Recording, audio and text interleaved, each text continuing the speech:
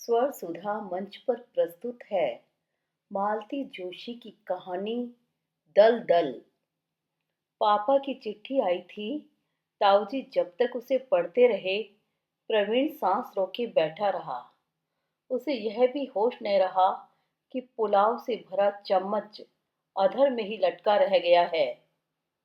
ताईजी की भी शायद यही हालत थी। पापा की जब भी चिट्ठी आती, यही आलम होता था।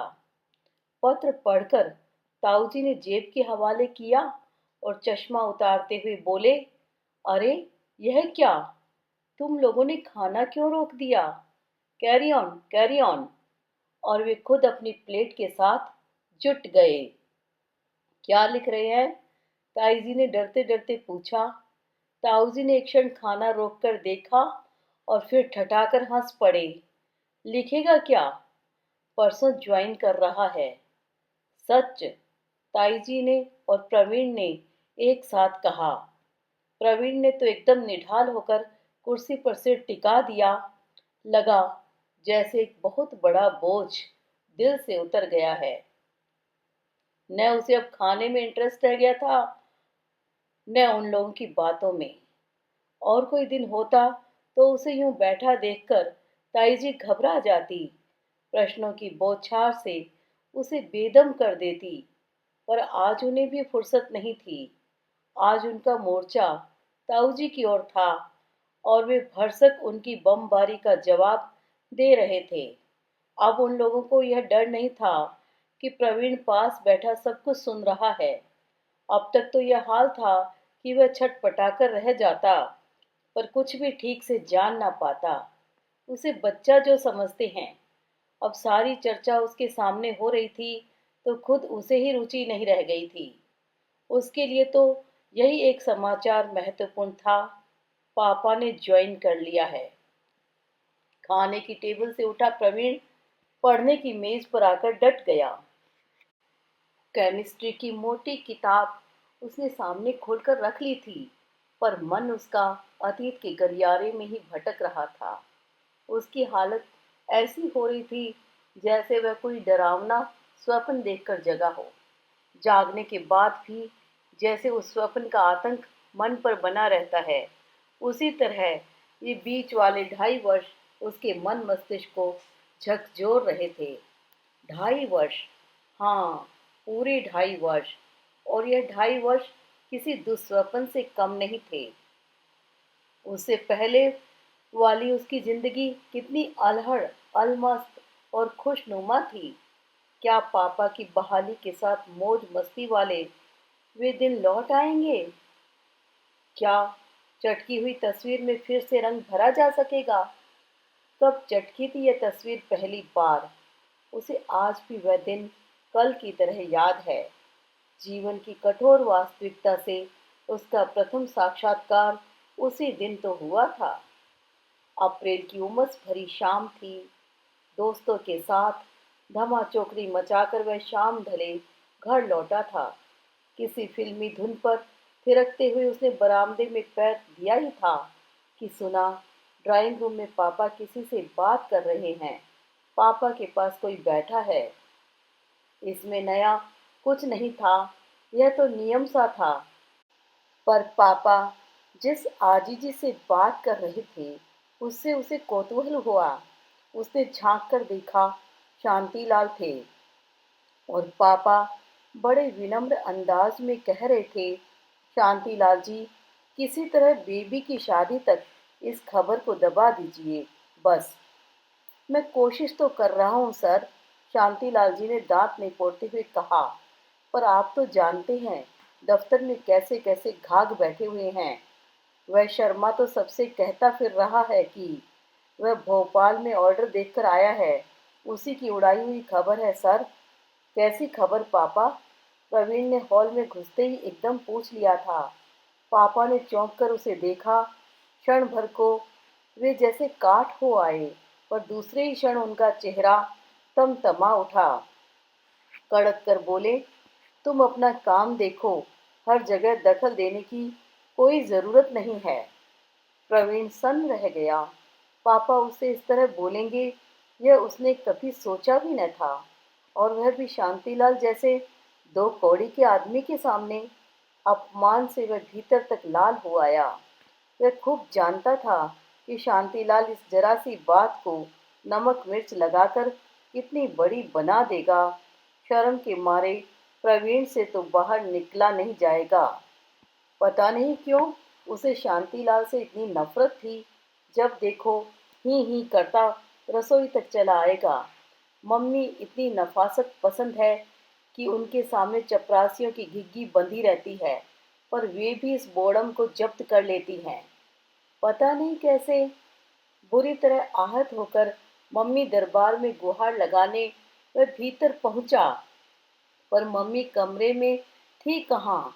इन दिनों तो उनका पूरा दिन दीदी के कमरे में बीतता था, और दीदी का कमरा एक अच्छा खासा गोदाम बन गया था। जिस दिन से सगाई हुई है, घर में सामान बस आता ही जा रहा है।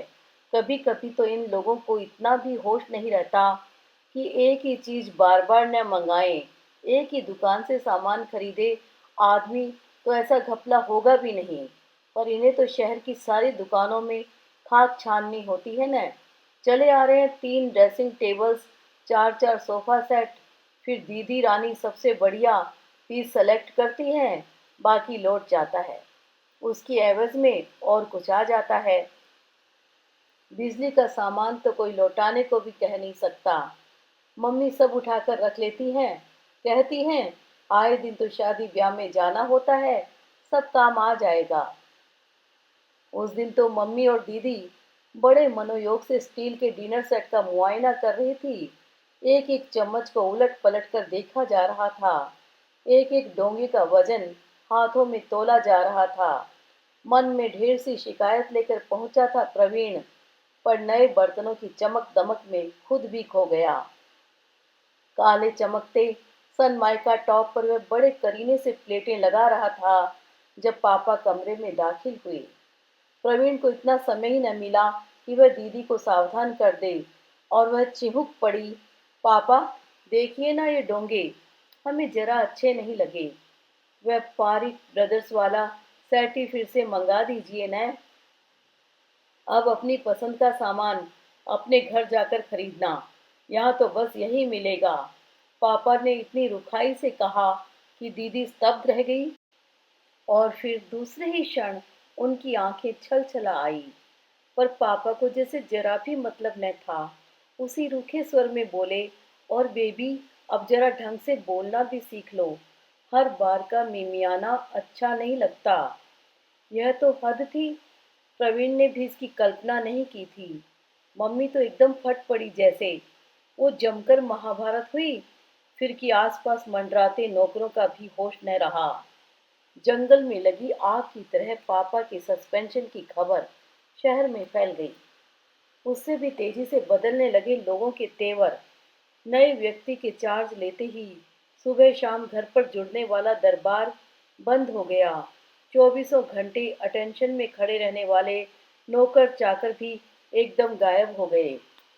बहुत कम लोग थे जो पुराने अफसरों का स्मरण कर चक्कर लगा जाया करते थे। उनसे भी मम्मी इतनी नम्रता से पेश आती। दीदी की शादी जो सिर पर थी, अपमान, अवज्ञा और उपेक्षा, सारी स्थितियां दीदी की शादी की खातिर ही तो झेलनी पड़ रही थी। नियत समय पर शादी हुई और दीदी विदा हो गई। ट्रक भर के दहेज भरवा लेने के बाद भी हीरो के सेट के लिए बिसुरती रह गई। जीजाजी भी बहुत ऊंची कल्पनाएं मन में लेकर चले थे। चांदी का थाल, हीरे की अंगूठी, टीवी, स्कूटर, उन्हें भी निराशा ही हाथ लगी। और अपनी यह निराशा उन्होंने कई तरह से व्यक्त की। 20,000 नगद जेब में ठूंसने के बाद भी समधी जी को शिकायत बनी रही कि उन्हें एयर कंडीशन होटल में क्यों नहीं ठहराया गया। गरज यह है कि कोई खुश नहीं था। खर्च बेशुमार हुआ, पर रौनक न हो सकी। पर पापा को जैसे इन सब से कोई मतलब ही न था। एक अजीब सी चुप्पी ओढ़े सारा काम निपटाते रहे। बारात अगर रूठ कर लौट भी जाती तो उन्हें जैसे कोई फर्क नहीं पड़ता। सारी मान मनुहार भाग दौड़ मम्मी ही करती रही। अकेली उन्हीं की बेटी हो जैसे। बाद में इतनी जोरदार झड़प हुई थी उन दोनों में। फिर मम्मी रूठ कर नाना जी के यहाँ चली गई थी। वहाँ भी मन न लगा तो गांव चली गई। चक्कर घिनी की तरह प्रवीण साथ लगा घूमता रहा। 2 महीने गांव में बोर होने के बाद भी लौटने की कल्पना उसके लिए सुखद नहीं थी। पर पढ़ाई का भी तो प्रश्न था। यह तो अच्छा हुआ ताऊजी उसे अपने यहाँ लिवा लाए। यह उतना आराम नहीं था। घर भी छोटा सा था। बदली हुई परिस्थितियों में मम्मी पापा के पास रहना बहुत कष्टकर था। तो क्या बरखुरदार फिर छुट्टियों में जगदलपुर का प्रोग्राम बन रहा है? ताऊजी ने उसकी पीठ पर ढोल जमाते हुए कहा तो वह चौंक पड़ा। जगदलपुर क्यों? अरे बेवकूफ, तेरे पापा की वही तो पोस्टिंग हुई है। सच। उस समय तो खुशी के आवेश में पूछना भी भूल गया था। इसका मतलब है इस बार की छुट्टियां सचमुच की छुट्टियां होंगी। इस बीच वह घर जाता रहा है। घर यानी कि पापा का नया हेडक्वार्टर। पर वहां घर जैसा कभी नहीं लगा। पिंजरे में बंद शेरनी की तरह परेशान मम्मी और दिन भर दिन बुढ़ाते पापा को देखकर मन और उदास हो जाता। कितनी कितनी फरमाइशें मन में लेकर जाता, पर वहां जाते ही जैसे जबान पर ताला पड़ जाता। 2 बार दिवाली आई और चली गई। उदासी का अंधेरा वैसा ही कायम रहा। इस बीच उसका हायर सेकेंडरी का रिजल्ट भी आया। 3 विषयों में डिस्टिंक्शन लेकर वह फर्स्ट क्लास में पास हुआ था। पर सबके मन इतने बुझे बुझे से थे कि खुशी आधी रह गई। लेकिन इस बार नज़ारा कुछ और होगा। रौनक कुछ और होगी। वह अधीरता से दिन गिनने लगा और पेपर समाप्त होते ही रस्सी तुड़ाए बैल की तरह भाग लिया। दोस्तों के साथ पिक्चर देखने का आकर्षण भी उसे रोक न सका। छत्तीसगढ़ एक्सप्रेस से नीचे पांव दिया ही था कि मम्मी पापा दिखाई दे गए। वह उसे लेने रायपुर तक चले आएंगे, यह उसने सोचा भी नहीं था। उनका उत्साह देखकर वह खुशी से भर उठा। यह खुशी इसलिए भी थी कि पापा के चेहरे पर पुरानी चमक लौटने लगी थी। मम्मी की आंखों के गिर्द गहराती छाया अब धुंधली पड़ने लगी थी। उसी उत्साह से उसने घर में पांव दिया। नई जगह थी, नया घर था, पर परिचित सामान की परिचित महक से बौरा गया। हर चीज फिर उसी करीने से घर में स्थापित हो गई थी। मम्मी की सधी हुई आंखें हर कहीं चस्पा हो गई थी। मम्मी ने दीदी को भी बुला लिया था। जीजाजी के आने की भी बात थी। दीदी की गुलगोथनी टीना सारे घर को गुलजार किए हुई थी। 8-10 दिन बाद रंगीन निमंत्रण पत्रों का एक ढेर मम्मी के पलंग पर दिखाई दिया। ये क्या है मम्मी? उसने पूछा। अरे, 15 को तेरी सालगिरह है ना? सालगिरह तो है, लेकिन इतना बड़ा आयोजन? थोड़ी रौनक हो जाएगी रे। इतने दिनों से किया ही क्या है। समीर भी आ रहा है, उससे भी उस सबका इंट्रोडक्शन हो जाएगा। ठीक तो कह रही थी मम्मी। इतने दिनों से किया ही क्या है। जाने कितने मौके आए और चले गए। दीदी पहली बार टीनू को लेकर आई थी, तब भी कुछ न हो सका था। इस बार सब लोग इतने बड़े माहौल में इकट्ठा हो रहे हैं, सेलिब्रेट तो करना ही चाहिए। जीजाजी भी तो देखें, वे किस घर के दामाद हैं। मम्मी के उत्साह की छूत जैसे सबको लग गई। बड़े जोर शोर से मीनू कार्ड बनाए जाने लगे। सजावट की प्लानिंग होने लगी। प्रवीण ने तो रिकॉर्ड्स की सूची तक बना ली थी। उस शाम सब लोग इसी तरह चर्चा में मगन थे। जमुना बाबू चुपचाप आकर कोने में खड़े हो गए। जमुना बाबू प्रवीण को शांतिलाल की याद दिलाते थे। उसी तरह बेरोक टोक घर में घुसे चले आते थे। प्रवीण को बड़ी कोफ्त होती थी कि पापा एक न एक नमूना क्यों पाल लेते हैं और मम्मी उन्हें क्यों कर बर्दाश्त कर लेती हैं। क्या बात है बड़े बाबू? पापा ने रोबदार स्वर में पूछा। सर, वो कुछ नाम याद आ गए थे, आप इजाज़त दें तो ऐड कर लूं? दिखाइए। जमुना बाबू ने विनम्रता की मूर्ति बन वह कागज पापा के हाथों में थमा दिया। कुछ देर तक पापा उन्हें पढ़ते रहे, फिर उन्होंने कागज लौटा दिया। चश्मा उतारते समय उनका माथा सलवटों से भर गया था। बड़े बाबू जी, क्या इन लोगों को बुलाना जरूरी है? सर, वो ऐसा है सर कि इनमें से कुछ लोग बड़े काम के आदमी हैं। कुछ लोग ऐसे हैं सर कि उन्हें नाराज नहीं किया जा सकता। आप पहली बार कुछ कर रहे हैं? जमुना बाबू ने जबरन हकलाते हुए कहा। ठीक है, पापा ने बेजारी से कहा, आप जैसा ठीक समझें। प्रवीण इतनी देर से चुपचाप सुन रहा था। एकाएक जैसे उसके सामने सब कुछ दिन के उजाले की तरह साफ हो गया। उसने झपटकर जमुना बाबू के हाथों से लिस्ट ले ली और कहा, मुझे भी कुछ नाम याद आ गए हैं, लिस्ट कल ले लीजिएगा। वे कुछ देर तक भौचंक से देखते रहे, फिर धीरे धीरे बाहर चले गए। उनके जाते ही प्रवीण ने कागज के टुकड़े टुकड़े कर हवा में उछाल दिए। यह क्या किया बेवकूफ? पापा गरजे। यह पार्टी नहीं होगी मम्मी। पर क्यों? और यह तय करने वाले तुम कौन होते हो? पापा फिर गरजे। बेटे, इसी बहाने तो 4 लोगों से मेल मुलाकात होती है। हम लोग शहर में नए नए आए हैं, मम्मी ने समझाना चाहा। मम्मी, प्रवीण ने सख्ती से कहा, आप शौक से मेल मुलाकात बढ़ाइए, पर इसके लिए मुझे मोहरा न बनाइए, प्लीज। उसकी बात पूरी भी न हो पाई थी कि पापा के हाथ का एक भरपूर थप्पड़ उसकी गालों पर पड़ा। वह सिर से पांव तक झनझना उठा। अरे अरे, आप लोग ये क्या बचपना कर रहे हैं? मम्मी रुआंसी हो उठी। ये तुम्हारे सपूत कॉलेज जाकर ज्यादा अक्लमंद हो गए हैं, पापा ने कहा और उठकर चले गए। मम्मी कभी उसे कभी पापा को देखती रही।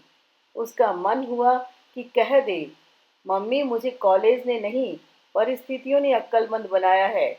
इन 2 सालों में इतना बुजुर्ग हो गया हूँ कि हर चीज के आर पार देखने लगा हूँ, तभी तो। पर वह चुप ही बना रहा। कहता भी क्या और किससे? दल दल से कोई उबरना ही न चाहे तो कोई क्या करे?